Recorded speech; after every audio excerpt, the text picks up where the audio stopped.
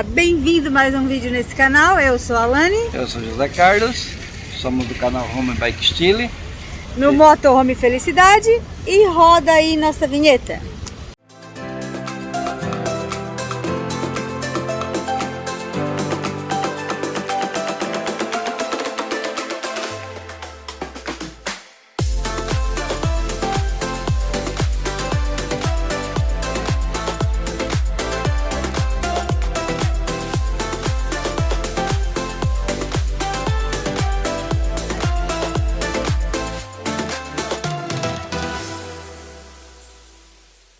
As piscinas naturais de Coroa Vermelha, ali formam os recifes de corais, bem aqui pertinho deles.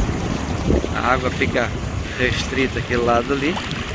Aqui ficam as piscinas, que vai até lá na frente lá. Tem a parte da praia, tem as cabanas ali. Quem gosta de vir com criança, brincar, passar o dia na água aqui, ó. Muito legal. Até 1h da tarde, mais ou menos, fica assim. Depois isso aqui cobre tudo. A água toma conta de tudo. Cobre aqueles corais ali e vem até aqui em cima, mais ou menos ali onde está a Alane e a nossa amiga Roselei. É muito lugar bonito para tirar foto, passar o dia, as crianças brincar. Se quiser, tem restaurante aqui perto, tem os barzinhos. Muito legal. Vamos subir agora aqui para o... Lá nós vamos depois. Tem um mirante aqui de Santa Cruz Cabral. Dizem, né, que tem um mirante. Então nós vamos desbravar esse ladinho aqui para mostrar para vocês. Depois nós vamos lá naquele outro que a gente já tem um vídeo lá. Centro histórico. Centro histórico. E aqui dizem que tem um mirante. Então vamos subir a ladeirinha aqui, o muro pintadinho. A ladeira de paralelepípedo, né? Se diz? Se chama Morro do Sabão, isso aí. É.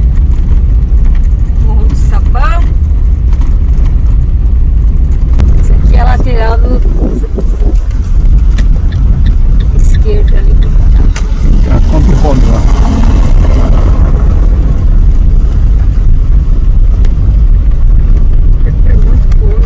Vou mostrar um pouquinho para vocês esse mirante aqui, ó. Mirante aqui em Cabral. Pra lá fica a Coroa Vermelha. Aí vem toda a orla aqui, ó. A orla.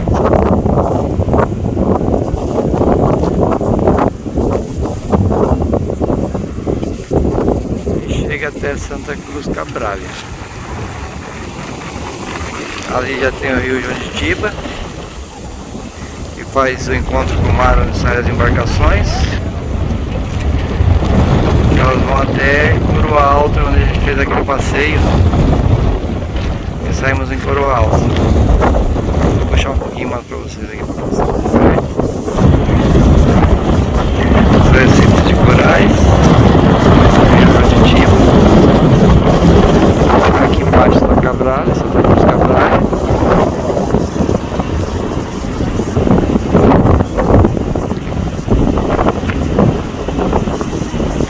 Ali está aquela prainha onde eu filmei ainda há pouco. Os corais. A água agora já começa quase a passar por cima. E vai toda a orla.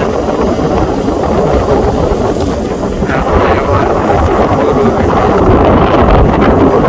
Muito bonito isso aqui. Esplendoroso. Sem palavras para descrever tudo isso. Lindo, lindo, lindo, lindo, lindo mesmo. Ali tudo são barreiras de corais aqui na frente. Protege porto, balsa.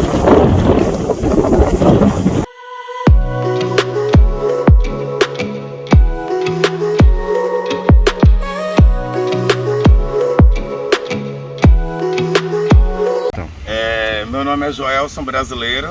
Aqui nós estamos no Centro Histórico de Santa Cruz Cabral, que é a nossa parte cultural da cidade, tá? Cabral é um município, Porto Seguro é outra cidade, somos duas prefeituras independentes. A Coroa Vermelha, onde tem o marco da primeira missa celebrada no Brasil, a 7 km voltando, é distrito de Cabralha. Só para os senhores terem noção, a galera do canal aí, nós somos Cabralha, uma cidade com 40 mil habitantes, 188 anos de emancipação política e 521 anos de história que o Brasil nasceu aqui. E esse casarão aqui na nossa frente era uma cadeia pública. Essa é uma das primeiras cadeias públicas do Brasil, do final do século XVIII. Toda cadeia pública antiga, por fora, é um sobrado igual a esse. Todas têm a mesma característica, o mesmo padrão, as antigas. E todas elas têm o mesmo nome, chama Casa de Câmara e Cadeia, porque era tudo resolvido nesse mesmo local. Embaixo, aqui no térreo, era cadeia e quartel do general. Em cima, era Câmara de Vereador e Tribunal do Júri, ou seja, fórum em cima e cadeia embaixo. Resolver tudo aqui dentro mesmo era mais prático do que hoje. As duas janelas de madeira, na época era feita de ferro, só que a maresia do mar, o salito, ele acaba corroendo o ferro. Aí trocaram por madeira, mantendo a mesma característica da época. De original no casarão, só são as grades lá dentro, ainda são originais, a maresia do mar não conseguiu corroer, e a estrutura de aproximadamente 60 centímetros de largura as paredes, feito com osso e com óleo de baleia. O óleo da baleia que na época dava liga na massa. A primeira janela, ali na ponta, embaixo, era onde os homens ficavam presos, cárcere masculino. Não tinha essas casas aqui na frente, são registros particulares, são italianos. Moram dentro do patrimônio histórico. Não moram não, mas passam temporada. São residências particulares, não deveria existir isso aí, tá? Sim. Então os homens ficavam presos, na época ali, olhando para o mar, que não tinha as casas, era uma forma de arrependimento. Os crimes eram iguais aos de hoje, só que a povoação era menos, os crimes também eram menos. Não existia assim banheiro nos cárceres, eles faziam necessidade no chão, fezes, urina, depois eles jogavam sal por cima, porque o sal não elimina, mas ele diminui o mau cheiro. Então no chão virava aquela salmoura. Como eles apanhavam, eles eram chicoteados, ficavam com várias feridas abertas pelo corpo, ao deitar no chão na salmoura era ardiloso, as feridas infeccionavam, doenças como pneumonia, tuberculose, desnutrição. 120 dias no máximo, eles acabavam morrendo. Era praticamente uma pena de morte ficar preso na época, era muito precário. Então essa primeira janela que eu estava explicando era o cárcere masculino, olhando para o mar nessas condições que eu expliquei. Na parte de baixo, no fundo, lá atrás era o das mulheres, só que as mulheres elas não tinham janela para ver o mar, ficavam presas em um quarto escuro, só vinha grade e parede. Por ser mais religiosos que os homens, rezavam para sair logo da cadeia. As mulheres na época, elas eram presas pelo crime de adultério, que era um crime no Brasil para qualquer pessoa até o século XVIII. Só que aqui no Brasil, até algumas décadas atrás, as mulheres casavam obrigadas, forçadas pelos pais. O pai escolhia com quem as filhas se casava sem amor, chama casamento arranjado. Acabava cometendo adultério e adultério era um crime. Só que o homem ficar preso vendo o mar e ir lá no fundo as mulheres sem janela para ver o mar, muita gente pensa que fosse machismo, discriminação, o homem vê o mar, as mulheres não vê, ou que os homens sofriam menos e as mulheres sofriam mais por elas não poderem ver o mar. Só que a história diz que os homens sofriam mais porque quem morava aqui na vila na época era uma vila portuguesa, os homens todos eram pescadores, navegadores e marinheiros. Aí os senhores imaginam, um pescador e navegador preso ali, observando o mar, para eles não era um privilégio, sim uma tortura. Viu o mar perto que estava vendo, mas estava distante porque não podia usufruir, era como se fosse um peixe fora d'água. Embaixo, cadeia e quartel, em cima Câmara de Vereador e Tribunal, julgava e prendia tudo aqui dentro, era mais prático, tá? Fazia tudo tudo num prédio só. Dá só um foco aqui para os senhores terem noção, a galera aí do grupo do canal. Essa foto é abandono, não é incêndio. Abandonada o casarão entre 66 até a década de 81. 81 o sobrado foi restaurado e transformado em uma biblioteca. Até 4 meses atrás, aqui funcionava como arquivo público da cidade. Só que por fora tá pintadinho. A gente podia entrar e não podemos porque está fechada para restauração, que não acontece, infelizmente. Tá, mas é uma das primeiras uma pergunta para ti, aquela história do sol nascer quadrado. Porque os presos ficavam presos numa janelinha de frente para o mar, o sol nasce aqui no mar, aí literalmente entrava pelos quadrados da janela. O quadrado da janela é o sol nascer quadrado. Fora isso, eu vou falar outras expressões para vocês, tá? Ok. Eu vou explicar melhor. Vou explicar. Primeiro, 1530 foi fundada uma vila aqui em cima.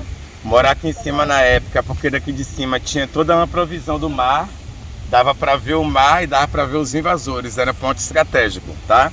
Só que da vila que tinha aqui em cima, que era uma vila portuguesa, que tinha casas, ó, do lado direito, do lado esquerdo, nesse desenho, a igrejinha e a cadeia onde eu falei a história recentemente, agora, né, há pouco tempo. Essas casas acabou não resistindo, porque depois que diminuiu os conflitos entre índio e português, que tinha conflitos que o índio não queria ser escravizado, as pessoas que moravam nessas casas começaram a abandonar essa vila que tinha aqui em cima, na época, e começou a descer e morar lá embaixo, na parte baixa. Então hoje, aqui a cidade é um município com 2 núcleos. Cidade Alta, onde nós estamos, onde era essa vila aqui nesse desenho, e a Cidade Baixa, que é onde hoje é a Vila de Pescadores. Com o abandono das casas, não sobrou nenhuma da época, foi feita uma escavação, pesquisa arqueológica. Os arqueólogos de 2 universidades brasileiras, uma do Sul, lá de Santa Catarina, a outra Universidade de Salvador, capital baiana, no ano de 2000 se juntaram os arqueólogos e fizeram escavações, e uma de Santa Catarina, outra de São de lá? Pronto, uma de vocês lá. Aí tá vendo esse espaço cercado aqui? Os catarinenses também participaram dessa escavação, a Universidade de Santa Catarina. Olha, dá para o senhor dizer aqui, ó, os alicerces de pedra, tá vendo? Das antigas casas. Então, na escavação, os arqueólogos encontraram as alvenarias das antigas casas que existiam aqui na época. E como na época não existia coleta de lixo, as pessoas eles cavavam um buraco e enterravam o próprio lixo na época. Então, nesses 2 locais cercados, um aqui e outro mais ali à frente, os arqueólogos encontraram moedas antigas de réis, dedal, que antigamente as mulheres usavam para costurar e bordar para não furar os dedos. Tem mulheres que ainda usam, feito de metal, né? Encontraram aqui dentro pratos e louças quebradas, que eram utensílios domésticos da época, e foi achado aqui até os cabos das antigas escovas de dente da época. Antigamente, somente as pessoas ricas tinham condições para comprar uma escova de dente, porque uma escova era muito cara na época, e era uma escova só para a família usar. 5 pessoas tinham que usar na época mesmo escova de dente. Né? Só que na época não tinha coronavírus, né? Os índios não tinham como comprar escova de dente, os índios usavam a folha de uma árvore chamada juá. Existe hoje creme dental e cosmético do juá, que é uma árvore. Os negros areavam os dentes com a cinza de carvão, mascravam e cuspiam fumo, que era para poder deixar o dente branco. O cabo da escova era de ossos, de mamífero. As cerdas eram pelo de javali, que é porco do mato, e crina de cavalo. Então, quem está sem o nosso acompanhamento, acaba caminhando aqui nessa parte cultural que nós estamos caminhando, acaba indo embora curioso, querendo saber por que está cercado esse espaço aqui. E para quem está acompanhado, finalizando a explicação, isso aqui é o local de uma pesquisa, uma escavação, isso representa o cercado, um sítio arqueológico.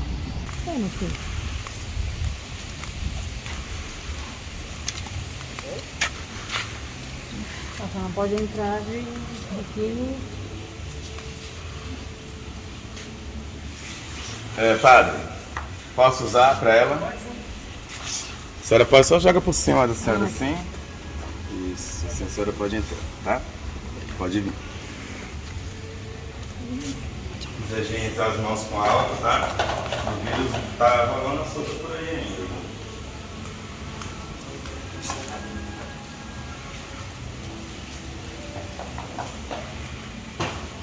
Legal esse respeito assim de... Os estabelecimentos pedidos aqui, ó. Vai escrever pedido agradecendo, vai botar aqui. Todo dia 8 o padre celebra a missa. E aí esses pedidos das pessoas vão para o altar para poder abençoar e abraçar vocês. Né? Agora eu vou falar sobre a história da igreja. Bom, primeiramente os senhores podem focar toda a igreja por dentro e perceber que ela é toda simples. Tá? Não tem ouro, nada, ela é tudo simples, ela está bem conservada por dentro, porque essa igreja ela é a principal igreja católica da cidade. Aqui, pode ser senhora, aqui tem a igreja, ela se chama Igreja da Matriz, porque aqui é a principal igreja católica da cidade, como eu acabei de dizer, aqui tem missas, aqui tem casamentos e tem batizados. Então a igreja ela funciona, até hoje normalmente. A padroeira da igreja, aquela imagem principal coroada lá no altar, se chama Imaculada Nossa Senhora da Conceição. A principal imagem de coroa de veste azul e branca, Imaculada Nossa Senhora da Conceição. Aqui em cima tem festa dia 8 de dezembro, é feriado municipal aqui na cidade dia 8 de dezembro, dia de Nossa Senhora da Conceição. Na religião dos negros, no candomblé, a Nossa Senhora da Conceição da Igreja Católica, ela se chama Iemanjá, Rainha das Águas. É a mesma pessoa, só que é religiões e doutrinas diferentes, só a religião que muda, tá? É um sincretismo. O piso é antigo, só que não é original. O original na época era feito só do barro batido, era bem simples. O telhado também é tudo novo, o madeiramento é todo restaurado, só as paredes é original. Foca as paredes, 80 centímetros de largura, é quase 1 metro. Feita pela mão dos negros, a mão de obra, porque o índio não tinha habilidade para construir, e quando o índio tinha habilidade para construir, eles fingiam não ter para não ser escravizado. Ninguém quer ser escravizado, só que o índio era mais resistente à escravidão. As telhas são novas, não é da época. A telha na época era feita assim, ó, na coxa dos escravos. Nas coxas, os negros preparavam massa com barro quente, que servia para dar liga na massa, botava o barro na coxa, moldava côncavo como a telha. Quando o barro esfriava, que o negro tirava a telha da coxa, a pele e o couro vinha junto, porque o barro vinha quente e acabava queimando a coxa dos negros. Só que tinha negro da coxa grossa e negro da coxa fina. A telha saía uma larga, outra estreita, uma saía diferente da outra, saíam desiguais, fora do padrão. Daí surgiu a expressão popular brasileira, feito nas coxas.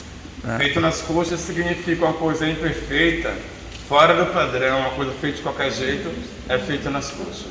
Muita gente leva um lado malicioso pornográfico, né? Mas feito nas coxas é algo fora do padrão. Fora do padrão. Tá? Por fora, a igreja ela só tem uma torre. Essa igreja não tem 2 torres. As igrejas católicas atuais todas têm 2 torres, uma de cada lado. Se na época uma igreja ela tivesse as 2 torres e 2 sinos por fora, a construção era considerada para a coroa portuguesa como uma obra terminada. Tinha que pagar imposto para a coroa portuguesa a igreja com 2 torres. Com uma torre só, a obra era inacabada, não pagava imposto. Já tinha na época cobrança e sonegação de imposto. E já tinha as malandragens de época também. O senhor acabou de dizer, a malandragem veio desde aquela época. E o jeitinho brasileiro sempre aparece nas coisas. O jeitinho brasileiro é português. É português. Os brasileiros aprenderam a roubar com os europeus, só que o brasileiro já aperfeiçoou e hoje dá aula. Mas o jeitinho brasileiro é português. Essa igreja do ano de 1715, início do século XVIII. Só a estrutura, só as paredes são originais.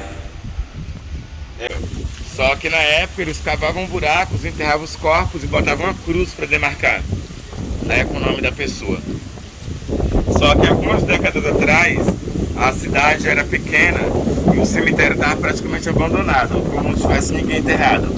Aí alguns nativos mais tradicionais da vila de pescadores aqui embaixo começaram a fazer alguns jazigos. Então hoje o cemitério ainda funciona. Algumas famílias, quem já tem um jazigo, quando alguém da família morre, vai para o mesmo jazigo, só que a cidade cresceu, a população cresceu, o cemitério é pequeno, nós temos outros cemitérios que é nos bairros, lá para cima. Então esse cemitério aqui ele é o principal, mas não é o único, nós temos outros, e é pequeno que o baiano não tem preguiça de morrer.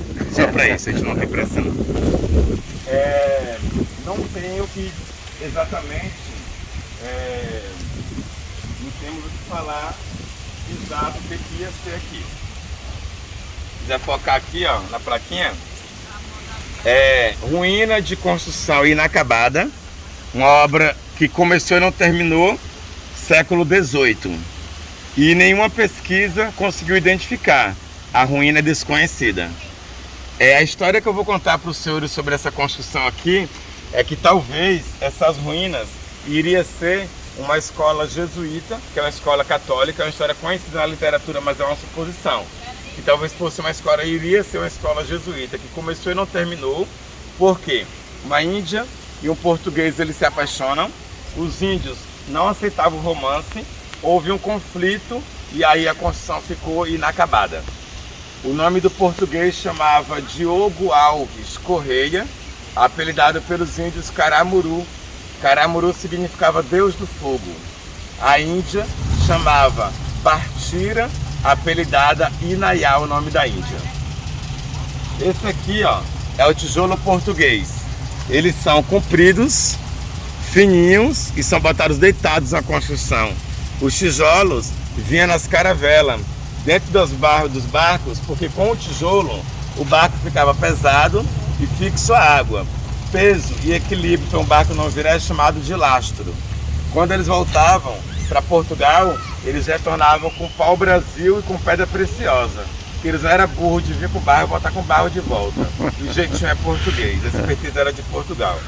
E o negócio de português é burro não, viu? É não. Essas pedras aqui, ó, chama Recife. Não é Recife, Recife é uma cidade de Pernambuco, a formação é chamada de Arrecifes. Arrecife de corais? Isso, é um tipo de pedra colarina que forma aqui nas nossas praias, tá? Na massa tem barro, tem areia, isso aqui é carvão, ó. Carvão vegetal, aqui na lateral, ó. O carvão, os braços pretos de carvões, ele absorve a umidade e ajudava a massa a secar mais rápido. Osso de baleia.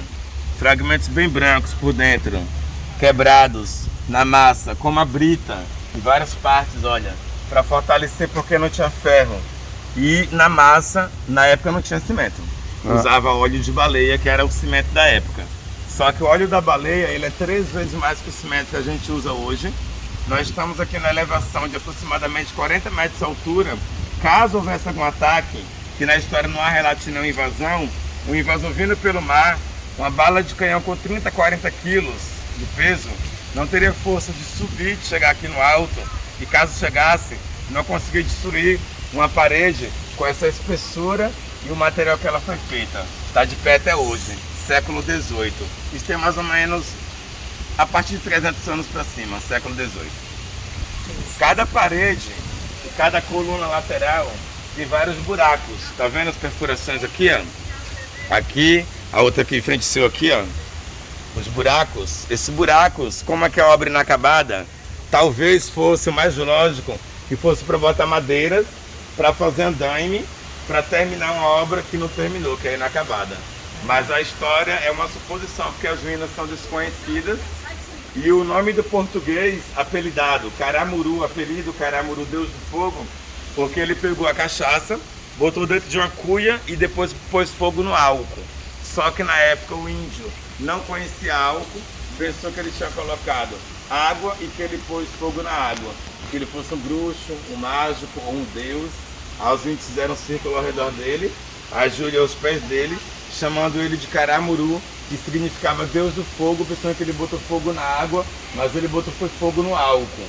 Inclusive, só para concluir, aqui no Brasil, não estou fazendo propaganda que eu não ganho nada deles não, mas existe a marca de fogos de artifícios chamada Caramuru, que é a marca de fogos de artifício mais famosa, a mais antiga do país, e historicamente Caramuru significa Deus do Fogo. E essa é a história das ruínas. Hoje o rio está bem baixo, né? A maré está bem baixa hoje. Porque nós estamos em frente da lua cheia, ela já passou, mas a gente está na frente dela ainda. Lua cheia, senhores, e lua nova, os senhores são de Santa Catarina, sabem que lá tem 300 km de praias, né? Sabe que na lua cheia e lua nova são as duas luas que influenciam mais a maré. Muito na maré. Então a maré é mais alta e a mais baixa acontece na lua cheia e na lua nova. A maré agora ela tá pré-mar para subir, daqui a pouco ela começa a subir, tá?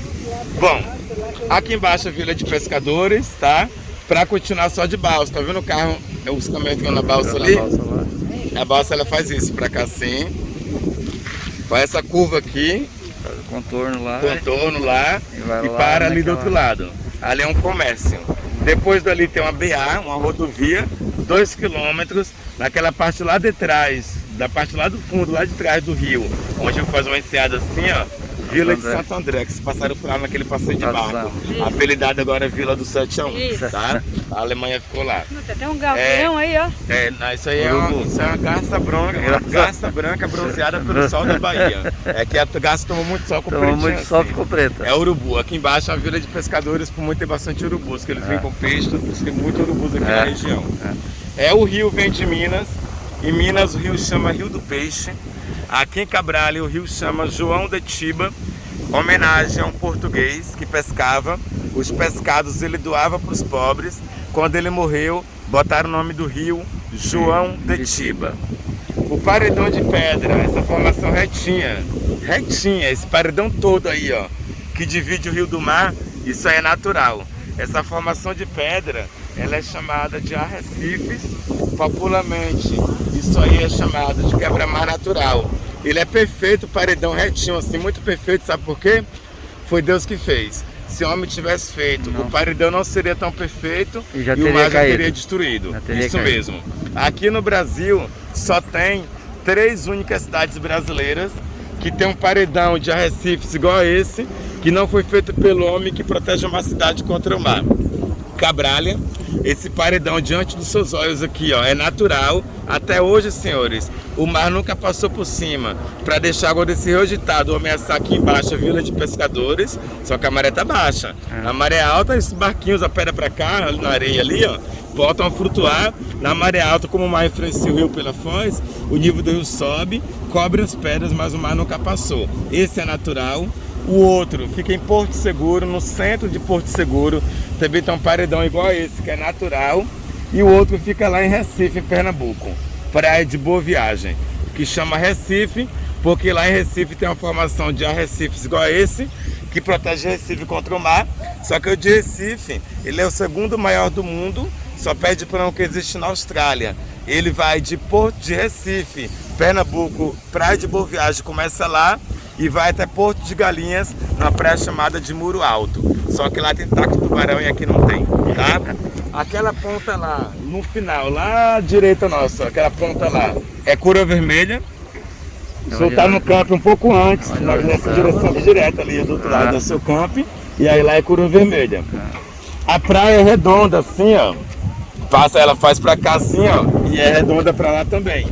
Toda praia que tem formato de uma enseada, de um C, chama-se uma baía. Primeira maior baía do Brasil, Baía de Todos os Santos, fica na capital baiana de Salvador. Segunda maior baía do Brasil, com uma praia formada de enseada, Baía de Guanabara, Rio de Janeiro. Os senhores estão aqui, ó, esse mar nosso aqui também é uma baía. Essa é a terceira maior baía do Brasil, chamada Baía Cabralha. Toda a baía, o mar é profundo e é calmo. Então, depois das pedras, aqui a profundidade é elevada. Algumas décadas atrás, os navios de guerra da Marinha treinavam aqui dentro dessa enseada toda, nessa Baía Cabralha, que é a terceira maior do Brasil. Aqui embaixo a vila de pescadores. Primeira vila foi aqui em cima, depois começaram a abandonar aqui em cima na época e descer morar na parte baixa. Aqui é tudo tomado pelo patrimônio histórico, por isso eu não vejo nenhum prédio, só no máximo sobrado, nem aqui nem Porto Seguro, que é tudo tombado, aí não pode construir prédio só sobrado, também a gente não gostaria, que senão ia tapar toda a visão do... Então, senhores, já querendo não, que eu não quero finalizar, mas tudo tem seu final, né? Finalizando a nossa história, nós vimos todos os monumentos, a parte histórica, e eu finalizo mostrando esse caminho. Cuidado aí, senhor. Não, tranquilo. Tá? Tranquilo. Esse caminho é um caminho histórico, viu? Não, ele quer fazer história. Faz vídeo cacetado aí não. Pronto.